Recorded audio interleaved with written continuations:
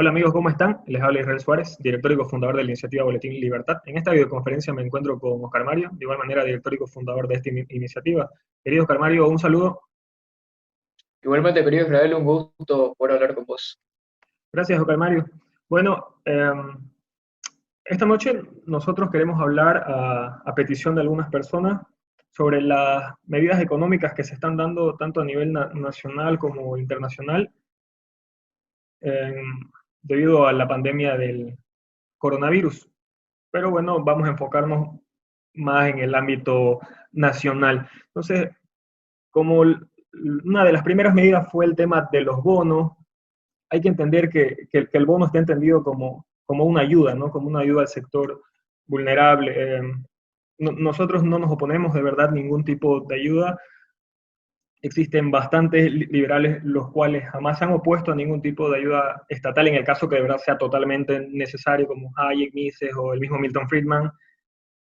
Pero hay que entender que este tipo de ayuda de verdad tiene que darse a los sectores que no tienen, a los sectores de verdad que hoy en este tipo de crisis que estamos viviendo, de esta pandemia, sinceramente totalmente lamentable, tienen, pero la más gran dificultad de obtener un poco de dinero, que son de verdad familias de extrema pobreza, los sectores de las personas con capacidades diferentes o los mismos ancianitos, o sea, personas que de verdad ya no pueden valerse por ellos mismos. Este tipo de personas son las que merecen esa ayuda que el Estado está dando, pero el problema aquí es que se está dando exceso de plata que no hay y plata de otras personas porque se la quitan a los contribuyentes a un montón de sectores que sí tienen dinero, sectores que sí tienen la posibilidad de obtener más dinero, sectores que sí tienen dinero ahorrado. O sea, se está dando plata como del lugar al despilfarro, pero abismalmente. Yo creo que sale ciertos sectores diciendo que les pica la oreja y ya les están dando un bono, otros que le duele su pierna, ya les están dando un bono, o sea, se le está dando bono a todo el mundo. Y el problema que supuestamente es que se quiere proteger a los sectores más vulnerables y al final de cuentas a los que más se va a perjudicar, primero porque tal vez no se le está dando sinceramente la ayuda que merecen por dársela a otro tipo de sector o personas que no la merecen y que sí tienen dinero. Entonces, si no se hacen bien, sinceramente, estos planes económicos de ayuda a los sectores más vulnerables, a la larga los que van a acabar perjudicados son ellos. Creo que Oscar Mario igual tiene algo que añadir. Claro, claro que sí, querido Israel. Algunos puntos previos, ¿no? Primero que nada, si bien en reflexiones anteriores ya mencionamos que la- malo o bien tenemos un Estado que cumpla con su rol, que cumpla con las atribuciones que le hemos encomendado. En este caso, nosotros en su momento aplaudimos las medidas sanitarias porque las considerábamos totalmente necesarias. Sin embargo, en el tema económico, metiéndonos más en este tema, podemos darnos cuenta que toda acción del Estado termina siempre en una situación que, tanto para la población como para los mismos políticos, termina siendo perjudicial. O sea, partamos de ahí, de que toda acción gubernamental va a traer consecuencias peores de las que se esperan o de las que nos encontrábamos en un inicio. Entonces, es importante darnos cuenta de eso. Lord Keynes solía decir, a la larga todos mueren, ¿no? Entonces, este es un enfoque terrible. ¿Por qué? Porque siempre hay una larga y siempre hay generaciones venideras que van a tener que cargar con el rol. Si nosotros no sabemos darnos cuenta de ello y saber manejar. Entonces, ¿qué es lo que sucede con los bonos? Y nuevamente aquí yo quiero hacer una declaración importante, que es que no es que nos opongamos a la ayuda, más bien lo consideramos una de las manifestaciones más altas, más nobles del espíritu humano, o sea, el ayudar de manera totalmente desinteresada a una persona es una acción totalmente loable. Sin embargo, ¿qué es lo que sucede cuando una ayuda, una contribución no es realizada de manera voluntaria? Que se tiene que recurrir a la coacción, se tiene que recurrir al aparato estatal, se tiene que recurrir a la violencia. De esto lo podemos ocupar posteriormente en otro apartado. Centrémonos ahora en el tema monetario, en el tema más referente al dinero. ¿Qué es lo que sucede? que en la mayoría de los casos los bonos no están sustentados o no tienen un respaldo. ¿Qué es lo que sucede? Que todo billete, todo dinero, todo medio de intercambio tiene que estar sustentado en algo. Entonces, como mencionaba Israel, nosotros podemos estar hablando de bonos universales si queremos, pero ¿qué es lo que va a pasar si ese dinero no tiene respaldo? Incluso puede llegar a que el mismo billete no valga ni el papel en el que está impreso. Entonces, ahí se genera un problema muy serio a la hora de la valoración de las personas sobre ese medio de intercambio. Empieza a perder validez, empieza a perder su valor que le dan las personas. Porque lo primero que hay que dejar de claro es que el dinero es un medio de intercambio, no tiene valor intrínseco, no tiene ningún valor interior, al contrario, el valor del dinero se lo damos nosotros. Yo creo que Israel posteriormente va a poder eh, indagar más en eso. Ahora, otro problema que nosotros podemos encontrar es que no se les está entregando conforme a las necesidades de las personas. Ahora, en situaciones normales en las cuales una persona puede salir a producir, puede salir a aportar con su trabajo, con su experiencia, con su mente, etcétera, no podemos hablar tanto de necesidades porque ahí uno vendría a costeárselas uno mismo, dentro de sus posibilidades, evidentemente.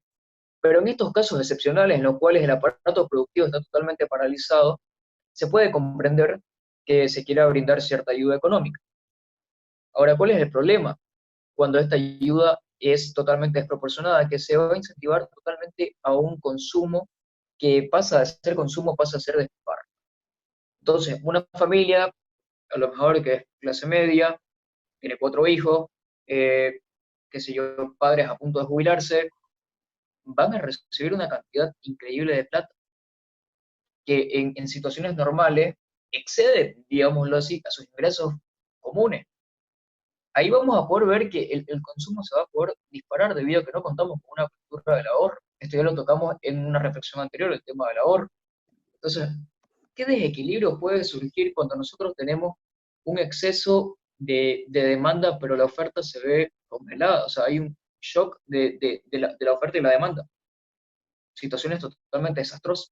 Incluso puede llegar el momento en el cual, bueno, las reservas que teníamos de producciones anteriores se agoten, generándose así lo que puede, una situación que puede derivar tranquilamente en saqueos, bueno, en situaciones totalmente mm, muy poco deseables, por así decirlo. No sé, Israel, si querés aportar algo más al tema de los bonos antes de pasar a otro apartado. Sí, claro, como Oscar Mario decía hace un momento, el problema es que el dinero que se está dando tiene que estar sustentado en algo. Y tal y como Oscar Mario dijo, el aparato productivo del país está totalmente paralizado. Entonces, ese dinero antes estaba sustentado tanto en esos productos que viene a llamarse bienes o tanto como en servicios. Y el problema es que al estar paralizado y, y estar dando y dando y dando plata, al final de cuentas solo vas a estar sinceramente repartiendo papel, porque no hay, no hay sinceramente bienes en los cuales ese dinero que se está dando a las personas a las cuales se quiera ayudar tenga algún valor. Entonces, tal y como Oscar Mario dijo, nosotros no nos oponemos a la ayuda, nosotros apoyamos todo tipo de ayuda, de verdad, los sectores muy vulnerables, pero nosotros tenemos que pensar a la larga en estos sectores vulnerables, porque tal vez el despilfarro de dinero los ayude por cierto momento, pero todos sabemos que el despilfarro a la larga trae crisis, tanto en un país como en el caso de cualquier persona. Entonces, ¿qué va a pasar con esos sectores? Lo que nos lleva a otro tema, que es la inyección de dinero. Se están tomando muchas medidas económicas a nivel internacional, en el ámbito nacional, casi en todos los países del mundo, la inyección de dinero, ¿no? Que el gobierno inyecte plata o que el gobierno imprima más dinero. Entonces, el problema aquí, el problema radica en que las personas piensan que lo que tiene valor es el dinero. La gente cree que la plata, que la moneda es la que tiene valor, pero no es así. La plata es solo un medio de intercambio. Karl Menger, padre de la escuela austríaca, en su libro El origen del dinero, él aclara que antes del origen del dinero la gente recurría a los trueques, al intercambio. ¿Qué quiere decir? Imaginemos que Oscar Mario tiene un caballo y yo tengo gallinas, ¿no? Y él quiere gallinas y yo quiero un caballo. Entonces él me dice, bueno, te doy tu caballo a cambio de 50 gallinas, qué sé yo, porque es más grande o en medidas de peso, lo que sea. Entonces, intercambiamos su caballo por mis 50 gallinas. Ahora, ¿qué pasa si Oscar Mario quiere gallina, pero yo no quiero caballo? Entonces ahí ocurre un problema. Por lo tanto, surge el dinero como medio de intercambio para facilitarle a las personas los problemas que fueron suscitándose al momento de que alguna persona no quería el bien que el otro estaba dispuesto a cambiar. Entonces de ahí surge el dinero, pero ese dinero, ese medio de intercambio está y tiene que estar sustentado tanto en los bienes por los cuales la gente va a intercambiar, como en servicios. Les voy a dar un ejemplo bien simple. Imaginemos que vivimos en una comunidad bien chiquitita, bien chica. Entonces, en esa comunidad hay 100 bienes y servicios. Y hay un banco central que tiene que encargarse de emitir una moneda, en este caso el boliviano, para determinar sustentadamente el valor en esa moneda. Entonces, al haber 100 bienes y servicios, el banco, imaginemos que cada bien y servicio va a valer un boliviano. Entonces, ¿qué tiene que hacer el banco? Emitir 100 bolivianos. 100 bienes y servicios, 100 bolivianos. Se divide 100 entre 100, ¿cuánto queda? 1. Entonces, cada bien y servicio vale un boliviano. Ahora, imaginemos que el Banco Central dice, bueno, hay que inyectar plata, hay que darle plata a las personas. E inyecta plata. Imprime 400 bolivianos más. Y seguimos con los mismos 100 bienes y servicios, porque no se ha producido nada. Entonces, ¿cuánto tenemos? Ya tenemos 500 bolivianos y 100 bienes y servicios. Entonces, ahora dividamos 500 bolivianos entre 100 bienes y servicios. ¿Cuánto va a costar cada bien? 5 bolivianos. Entonces, cuando el Estado se dé el lujo de imprimir plata, de dar plata o de inyectar plata, los precios suben. Todo se eleva porque esa plata es solo un medio de intercambio que tiene que estar sustentada en esos bienes y servicios, dejando el lado de la demanda del boliviano. Entonces, a la larga, ¿quién perjudica? A los más pobres. Perjudica al sector vulnerable, supuestamente al sector el cual se quiere ayudar. Pero la gente no entiende. La gente a veces tiende a pensar en el corto plazo. Lo que nosotros tenemos que hacer, si de verdad nosotros queremos ayudar a las personas de escasos recursos, es pensar a largo plazo, pensar cómo beneficiar a esas personas. Entonces, la inyección de dinero o el imprimir dinero es una medida totalmente equivocada. Ahora muchas personas dicen, pero los europeos están haciendo, pero Estados Unidos está imprimiendo, Estados Unidos está inyectando. Sinceramente, un argumento ridículo estar excusándose que porque un país hace una acción, nosotros también tenemos que hacerla. Y vale la pena aclarar que, bueno, Estados Unidos sí puede darse el lujo de imprimir dólares porque la gente demanda el dólar, o sea, la gente quiere y pide dólares.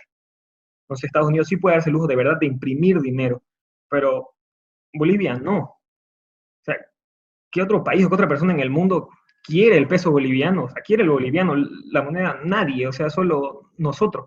Entonces, si no se piensa esto de verdad con cabeza fría, de manera profunda, a la larga, va a haber una inflación, a la larga los precios se van a elevar y a la larga se va a perjudicar al sector más vulnerable, que supuestamente es el que se quiere proteger, y al sector productivo, que son los que le ponen el hombro al Estado. De igual manera, yo creo que Oscar Mario tiene algo que manifestar respecto a la inyección del dinero. Sí, bueno, bien que mencionaba ciertos puntos, como inflación, como inyección de dinero, como demanda de dinero. Yo creo que los puntos que podemos tratar de este tema, de verdad que son muy vastos, pero vamos a tratar de resumirlo en la medida de lo posible. Inyección de dinero, bueno, podemos decir que es una medida también fundada en buenas intenciones, pero el camino al infierno está pavimentado de buenas intenciones y bueno, podemos ver que esta tampoco logra al fin y al cabo el objetivo que pretende lograr. ¿Cuál es el problema con la inyección de dinero? Que, bueno, tomemos un ejemplo, tal y como decía Israel, pero tomemos como ejemplo nuestra economía tal y como está. Supongamos que tenemos una economía de, bueno, 10 millones de habitantes, etcétera, con múltiples sectores. Ahora supongamos que el Estado desea llevar a cabo una política de obras públicas, por así decirlo. En este caso, el Estado no quiere aumentar la carga tributaria sobre los contribuyentes, porque es una medida muy impopular, dicho sea de paso. Entonces, mediante el Banco Central se dispone a imprimir, supongamos, 100 millones de dólares, con lo cual va a buscar sustentar o costear sus diferentes actividades, sus diferentes gastos en obras públicas. Ahora, ¿qué es lo que sucede? Que va a introducir, obviamente, estos 100 millones a un mercado, 100 millones que no están sustentados en nada. Se va a generar un desequilibrio total de los precios de mercado. ¿Cómo?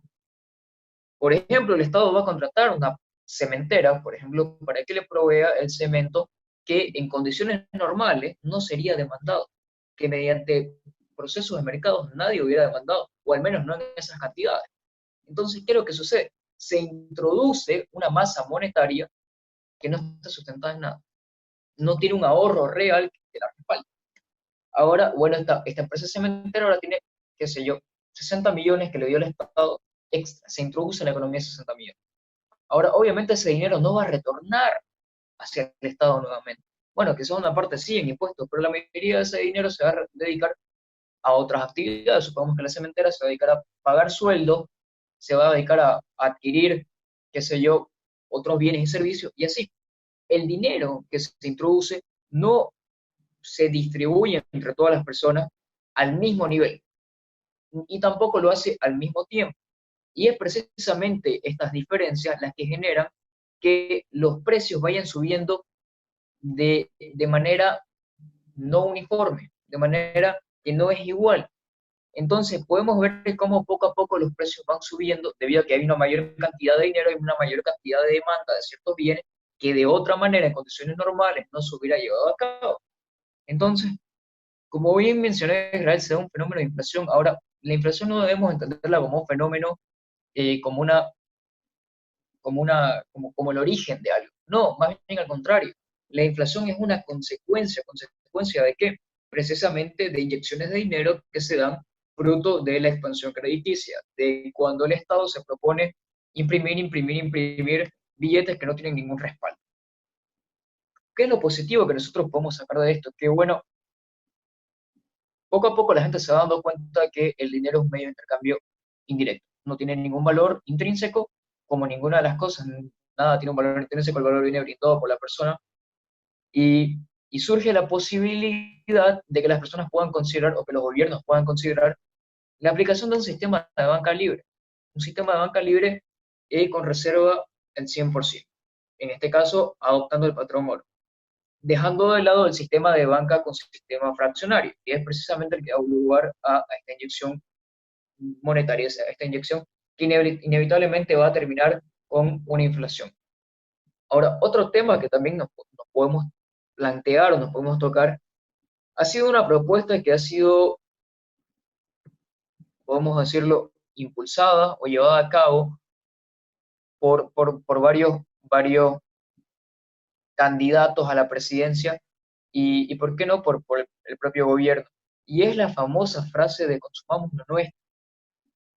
Yo creo que esta frase, sin duda alguna, está nuevamente cargada con muy buenas intenciones. Quiero decir, a quién no le gusta que se consuma lo que su país produce. Sin duda alguna, a todos nos gustaría que todo lo que producimos fuera consumido, que no hubieran restantes o remanentes.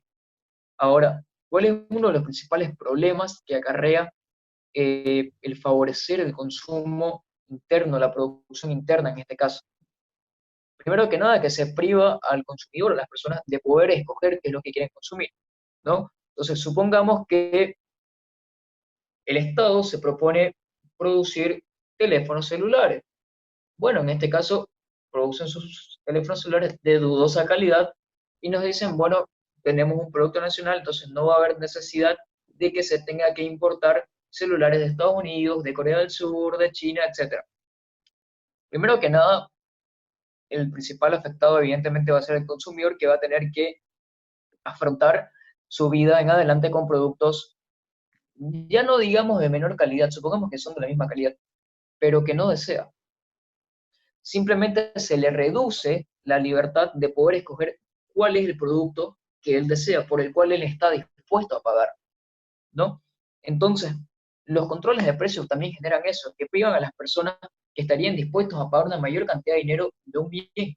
y privan también a los vendedores que estarían dispuestos a vender por un precio menor del que se aplica, en este caso con los precios mínimos. Eh, Sin duda alguna también se elevan los precios. ¿Por qué?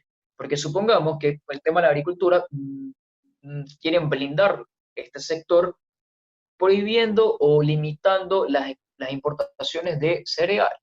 Entonces, ¿qué es lo que va a pasar? La producción de cereales puede que se mantenga la misma, sin embargo, la demanda puede aumentar. Entonces, ¿qué es lo que sucede? La oferta se ha disminuido y la demanda se mantiene o incluso puede aumentar. Entonces, las personas cuando vayan al mercado no van a poder satisfacer sus necesidades o van a poder satisfacerlas a un mayor costo debido a la menor productividad que nosotros podemos tener, debido a las diferentes ventajas comparativas. Ahora, ¿qué es lo que va a suceder? La persona cuando vaya al mercado va a satisfacer o adquirir este bien gastando más. Y esto se va a reflejar o se puede traducir en una menor capacidad adquisitiva en otros bienes. ¿Qué quiere decir esto? En la medida en que yo me favorezco como productor, me estoy perjudicando como consumidor. Y viceversa. Yo me puedo favorecer mucho como consumidor, pero perjudicarme a la vez como productor. Eh, entonces, son diversos problemas que se van suscitando cuando uno quiere favorecer a la fuerza cierto sector. Y por último, si quisiéramos blindar toda nuestra economía y volvernos seres o una nación totalmente autárquica, lo único que lograríamos es reducir de manera total el nivel de vida, porque no producimos todo lo que necesitamos o todo lo que nosotros estamos acostumbrados a utilizar. Entonces, inevitablemente tendríamos que vernos forzados a reducir nuestro nivel de vida, nuestro estilo de vida, y volver atrás décadas, volver décadas atrás y afrontar esta nueva realidad. Son consecuencias que nosotros podemos ver que tiene la intervención estatal.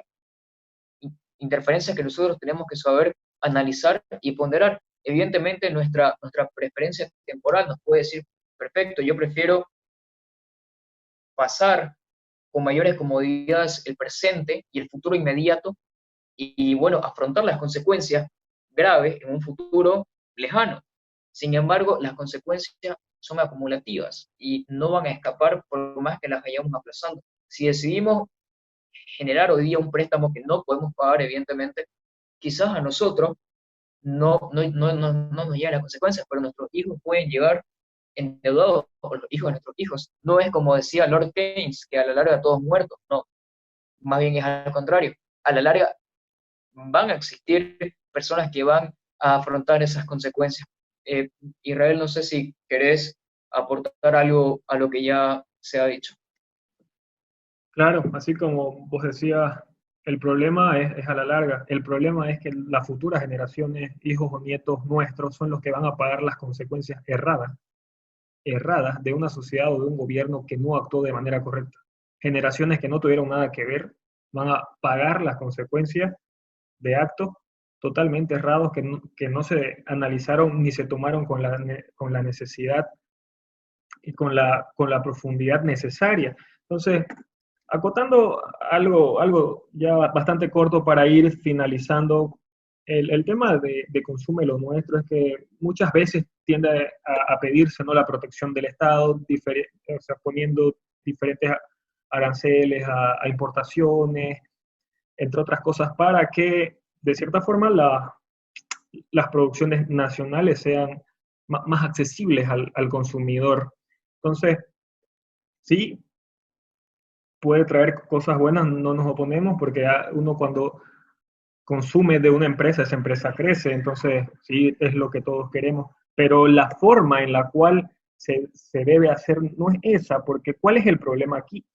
Que si el Estado establece medidas de protección a su mercado interno, poniendo diferentes aranceles para que las importaciones sean más caras y lo del mercado interno sea más barato, entonces el problema es que ¿qué le está diciendo al productor? ¿Qué le está diciendo al empresario? Hacer tu producto como te dé la gana, porque yo estoy fregando al producto extranjero, lo estoy haciendo muy caro para que el tuyo sea barato y así la economía crezca. Entonces, ¿qué dice el empresario? Ah, bueno, yo tengo esa protección, entonces puedo hacer el producto como a mí se me cante. Y la gente me lo va a tener que comprar porque tengo esa protección. Entonces, al final de cuentas, ¿a quién es el que se perjudica? Es al consumidor.